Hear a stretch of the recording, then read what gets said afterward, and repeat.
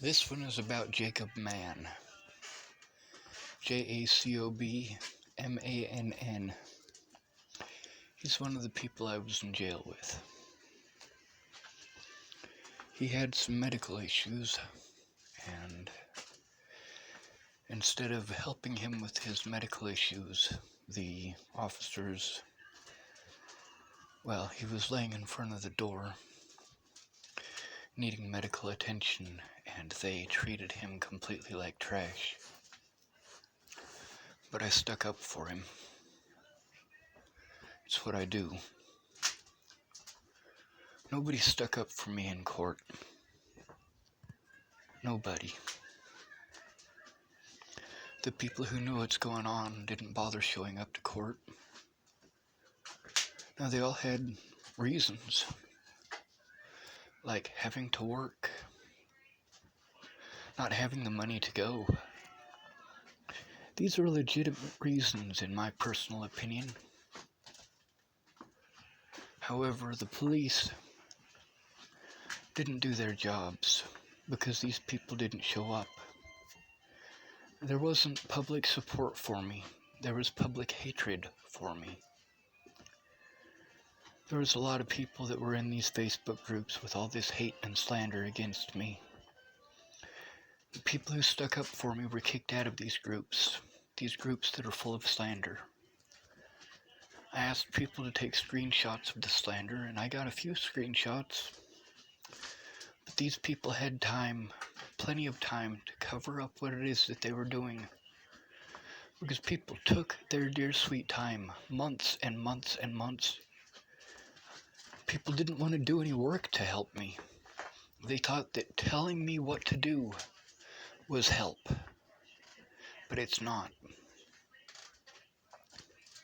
With Jacob Mann, he got to hear the police harassing me, teasing me, and making fun of me. I believe he was even in the pod that I was assaulted by police officers in, but I can't be sure about that.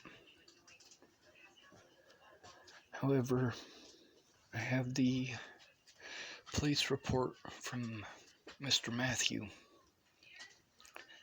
and a police report from a basketball player who I was in jail with. Most of the inmates in there kept telling me that what was happening to me was fucked up, and the way the guards were treating me was fucked up. But they were too afraid to write a police report. The police wouldn't take it anyway. They threw away several reports right in front of me.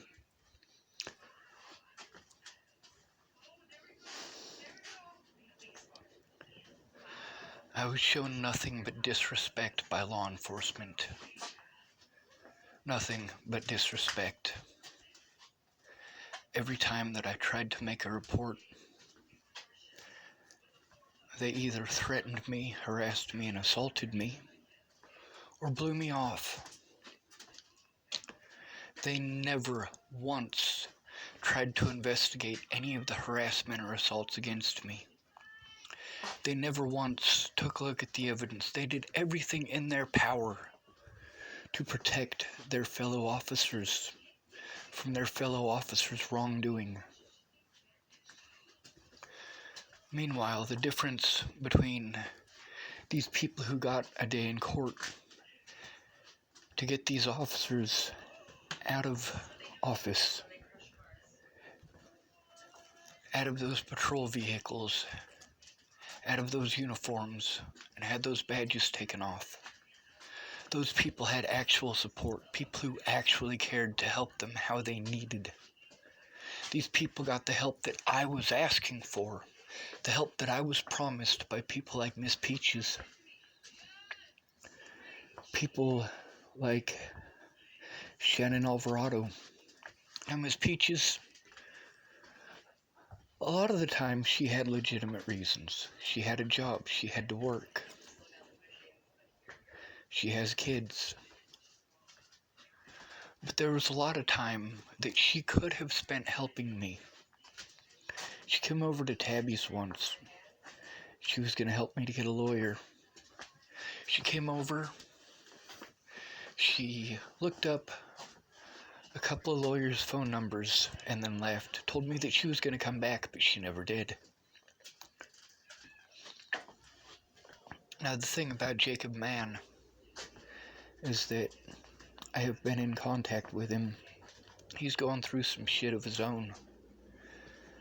The police are corrupt America-wide. They don't care that the people that they are locking up are innocent. They don't care that the laws that they are twisting and manipulating and utilizing to unjustly convict and harm innocent people. They don't care because it's not happening to them. Just like Shannon Alvarado didn't care because it wasn't happening to her. If she actually cared, she would have shut the fuck up and listened. She would have kept her word to write a police report. But she never did. She would have kept her word to look at the evidence. But she never did.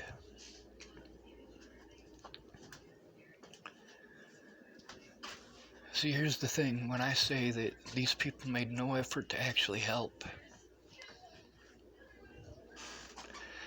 they had plenty of time for arguing on Facebook, but no time for writing a report. They all had excuses not to try. They said that they would try, and then when I invested my resources to go see these people, because they told me they would try, when I got there, it was excuses. All that did was harm me. All that did was waste my resources. However, I recorded conversations with those people that prove that I was telling the truth. Now, there's a lot of people who are gonna get away with the crimes that they committed because the 3 phones the 2 that were stolen in Washington State and the one that I lost in Colorado, well, those phones were full of evidence of people calling my number to threaten to kill me. But those phones also had evidence of the hundreds upon hundreds upon hundreds of places that I called for help. Each one of them sending me to another place, to another place, to another place. Call these people, call those people, call this person, call that person. This place will help, that place will help. And each one of these places, I always ended up right back where I started. But then there's Jacob Mann and Mr. Matthew and Alandis Lacey and a few other people. There's a list in the jail, or a list in Amanda Balehash's personal stuff. She wanted a picture that I had drawn, a self-portrait that I had drawn in the jail from my jail ID. Because I drew that self-portrait, I was able to get myself decently fed. I traded pictures for food. I also got empty promises.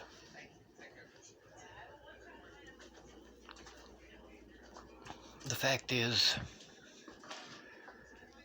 the evidence that the police have shows their wrongdoing. It shows that the things I was saying are the truth. The fact is, the DA in Boulder, Colorado, and the DA in Larimer County, they didn't do their jobs. They didn't collect all of the evidence of what was going on. They wanted to compartmentalize it to only the parts where I defended myself. And if you don't look at the whole picture, that's called framing. The police in Boulder, Colorado attempted to frame me for assault, and police across the state of Colorado and Nebraska took part in preventing me from having an honest day in court, preventing me from showing evidence, making every excuse that they could. Whenever I tried to go in person, which is the only way that I have to show these things, I was threatened, harassed, or assaulted. The fact is, police officers do this nationwide. They threatened and harassed Jacob Mann while he was having a medical emergency in the middle of the floor. Then there's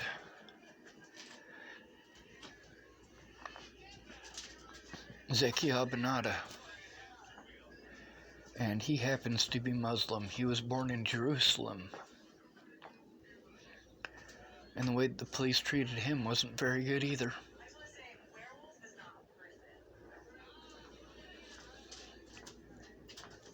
Something needs to be done.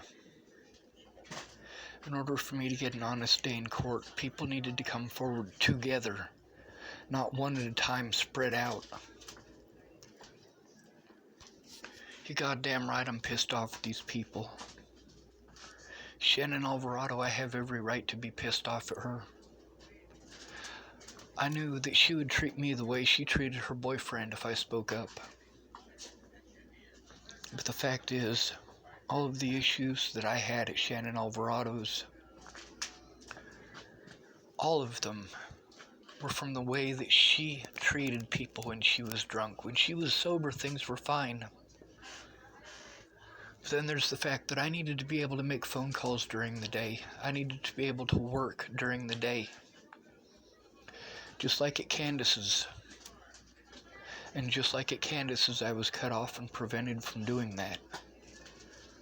Because Shannon Alvarado was afraid that somebody might hear her screaming at her daughter, who is autistic and cannot speak, and think that she was harming her daughter.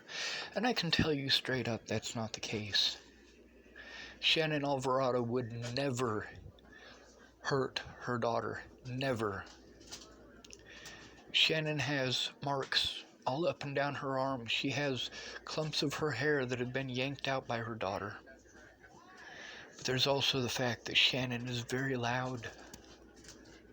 And yes, that hurts her daughter just as much as it hurts me. And Shannon doesn't get that. For me to ask these people to send me all of our screenshots from all of my other phone numbers. I tried that with Lana and Amanda. They won't do it because it shows their wrongdoing.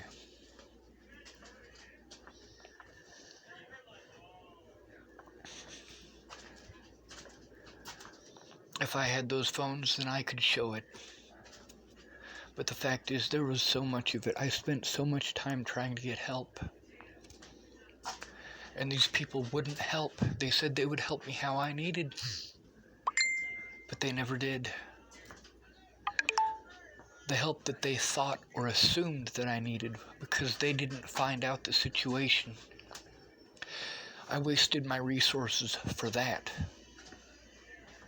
Because they never told the truth. If they had actually helped me like they said they would, with the things that they said they would help me with, then I wouldn't be calling them liars. Shannon Alvarado, it doesn't register in her head how much work that it took me to try to get things done at her house.